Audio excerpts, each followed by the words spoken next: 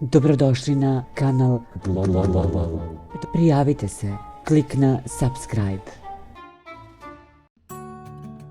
Luna Đugani već treću godinu za redom proslavlja rođendan u Zadruzi.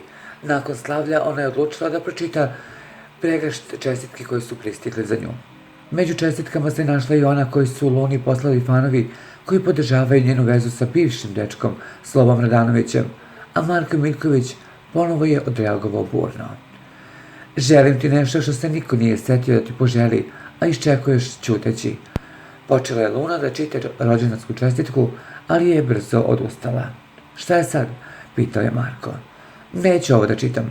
U pitanju su drugi fanovi, oni koji nas ne podržavaju, rekla je Luna, a Marko je uzeo čestitku i iscepao na sitne komadiće. To su drugi fanovi koji jedu govna godinama. Ja ću njima da pokažem ovako, pa nek puše oni kurac, rekao je izrevoltirano Marko.